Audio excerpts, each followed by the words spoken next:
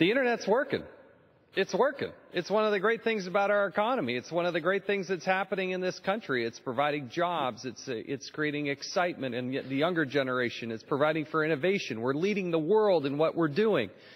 But access is not necessarily available to everybody. We have people from inner cities to Indian reservations to rural communities to those that are just seeking to try to be part of this community and have access and get information, be informed and be educated and allowed to engage in commerce.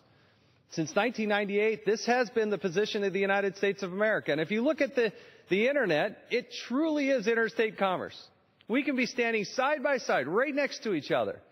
And you can send a tweet or a Facebook message or an email or whatever sort of electronic communication, and it literally can zoom around the country, hopefully through Utah, and then back to that person standing right next to you.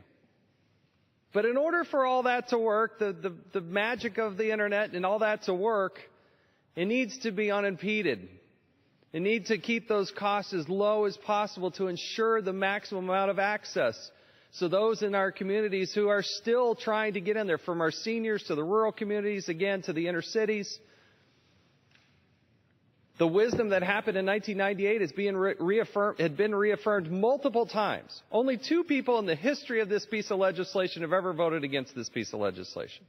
The majority of the House of Representatives are co-sponsors on this piece of legislation that's before us today. So I urge its passage. Now, there's some other pieces of legislation that I'd like the body to look at. I think we do have to deal with the remote sales tax issues. I think there are transactions that happen remotely. I'd like to see parity in that. But another topic for another day, but something that needs to be addressed sooner rather than later. But the issue before us today is, are we going to allow the freedom for Internet access to happen at the lowest cost possible without government coming in and thinking, oh, this is another bucket of funds that we can just tax on? The consequence is we would have less people involved and engaged. Companies are going to take care of this, but individuals who are trying to access the Internet, we need to keep those costs as low as possible. Think about your telephone bill. We don't want that to be lit up with all these different taxes.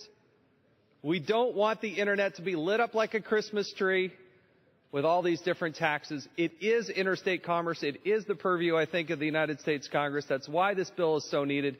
It's why I proudly joined as a co-sponsor and why I urge its passage today. And again, I thank Chairman Goodlatte and members on both sides of this body for bringing this bill forward. I urge its passage and yield back.